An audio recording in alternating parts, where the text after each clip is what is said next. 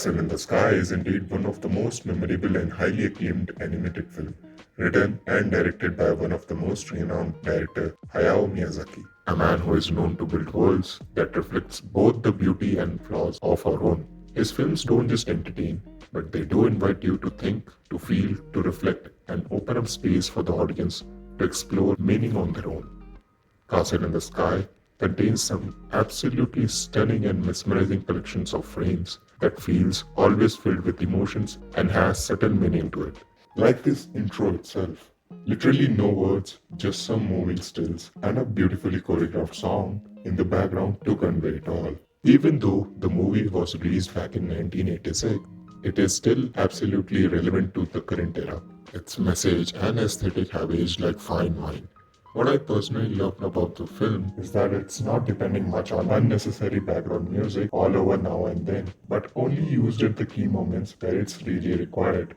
The makers of the film prioritized silence in order to make it more engaging and creating a sense of anticipation, leaving the audience with the feeling that something is about to unfold. Not just that, the fact that a conflict can be resolved without the involvement of violence, but pure heart, genuine care and courage can achieve far more. Therefore, another best take from this film that I loved.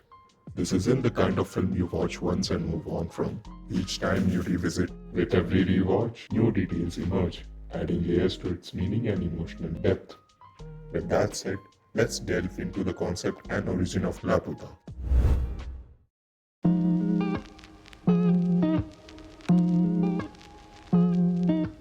The concept of this levitating island Laputa was first mentioned in Jonathan Swift's Gulliver's Travel. According to Swift, the flying island was operated using magnetic levitation that is caused by a huge lodestone which used to exist at the heart of Laputa. Imagine it as a stone mounted on a giant gimbal. The island drifts to the direction stone falls on, allowing it to move in any direction the ruler wants.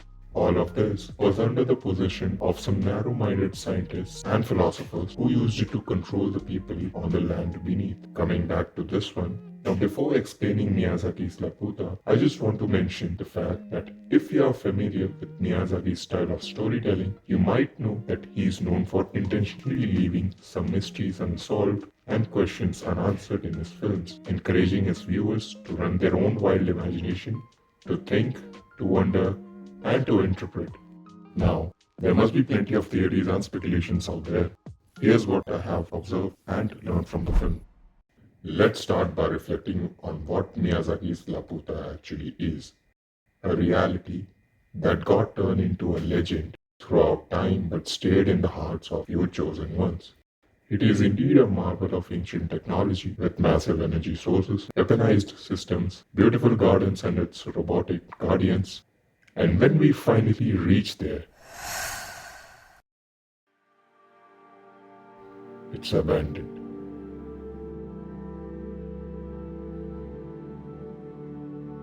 Abandoned with no human life.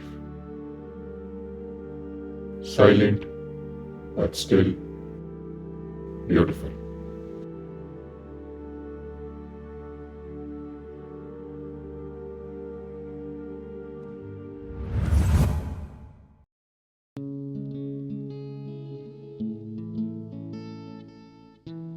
Now what I have understood from this intro, I assume there wasn't one flying island, but there were plenty of them. Maybe later as time passed, divisions may have formed among the people, turning them bitter, selfish, and slowly giving rise to civil wars which could have caused huge destructions and deaths.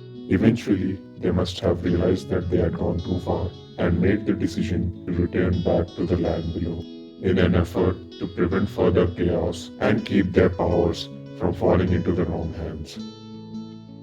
Greed, selfishness, domination, or the thirst of absolute control might be the reason why over time they became detached and drifted away from one another. In the film, when Pazu and Shita finally reached at the top of this levitating island, they found a robot which was still functioning. Surprisingly, it didn't attack these kids in order to protect the island, but instead, it was more focused to save the bird's nest from crumbling under that factor. Now, what could be the possible deeper meaning Miyazaki wanted to convey to our society? I believe it is to remind this world that people are meant to live in harmony, rather than opting for absolute control, which often leads to destruction. Maybe the older civilization finally embraced that realization and returned back to the land beneath. And so, they have programmed their final machines, not for the war, but to guard beauty without being possessive, but just to take care.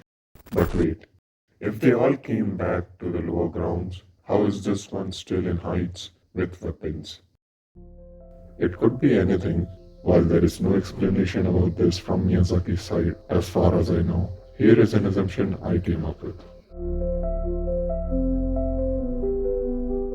It's possible that the last surviving Laputa was not merely a relic, but a deliberate legacy, rather than abandon their knowledge completely and erasing their entire existence of their creation.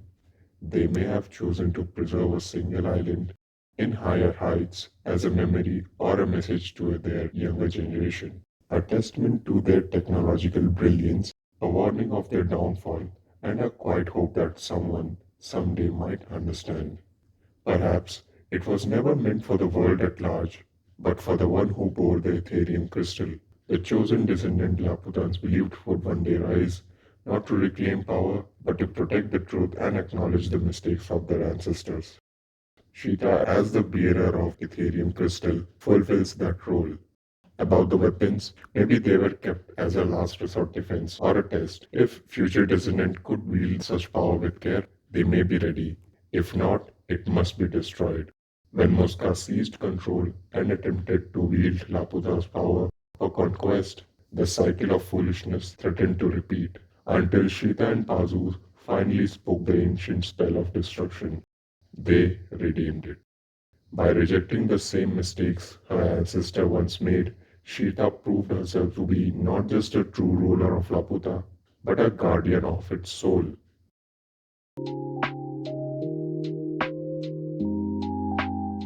Because that's where the beauty and real freedom lies.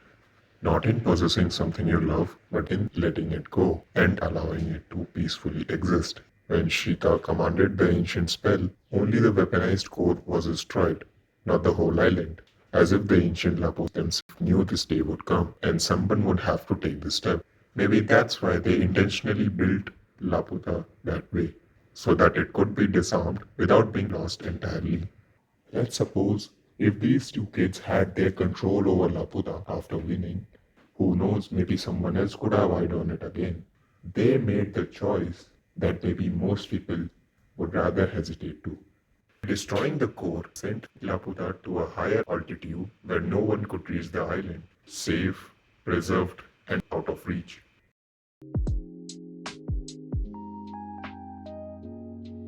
This story gently reminds us that kids can see the world more clearly than we think. Because they are pure, not yet corrupted by the weight of the world. They are still close to selflessness, kindness, and truth. They might seem powerless at the surface, but their strength lies in their courage to speak up for what's right, to act without fear unless fear is planted by something. Becoming an adult fills us with complexities, fear, greed, pride, and selfishness. Adults learn to shield themselves, but often that armor itself becomes a wall between them and others.